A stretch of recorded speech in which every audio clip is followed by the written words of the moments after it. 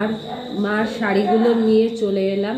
এবছর মা কি শাড়ি নিয়েছে, সত্যি কথা বছরে এবছর মা শাড়ি নেয়নি, মার আগে থাকতে জমানো কালেকশন সেইগুলোই।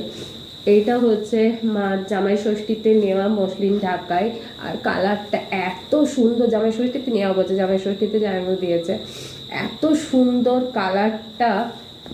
মা প্রতি বছরই একদম নিজে কিছু কেনে না, এও দেয় ওইগুলোই পরে। এত সুন্দর মিষ্টি কালারটা না, দেখতে হেভি সুন্দর। আমার তো খুব ভালো লেগেছে। মাকে বলেছে এই শাড়িটা অবশ্যই আমাকে একদিন পরতে দিও। এইটা হচ্ছে মার 1 নম্বর শাড়ি। 2 নম্বর শাড়ি, এটা ভাঙা হয়নি, এটাও মার ছিল। এটা একটা সিল্কের ওপর, কি সিল্ক এটা বলতে পারবো না। এর আঁচলটা দেখো এত সুন্দর দেখতে, আর কালারটাও খুবই সুন্দর।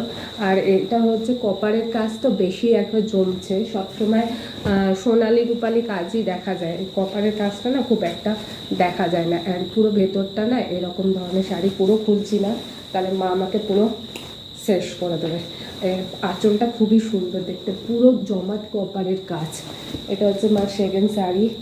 আর এটা মাকে দিদি দিয়েছে। আমার মা একটু ঢাকাই টাইপের শাড়ি বেশি পরতে ভালোবাসে।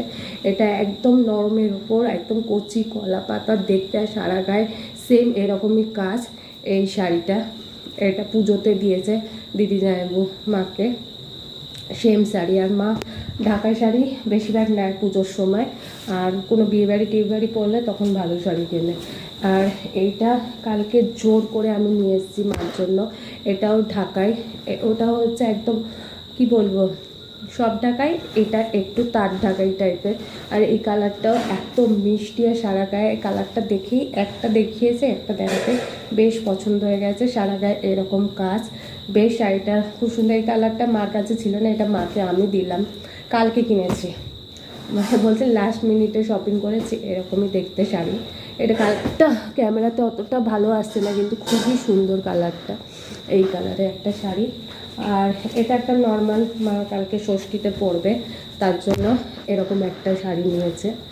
এটাও দিদিই দিয়েছিল মনে হয় মাকে, পয়লা বৈশাখে দিয়েছিল, মা ভাঙিনি, বললে এটাই ষষ্ঠীতে পরবে এই শাড়িটা।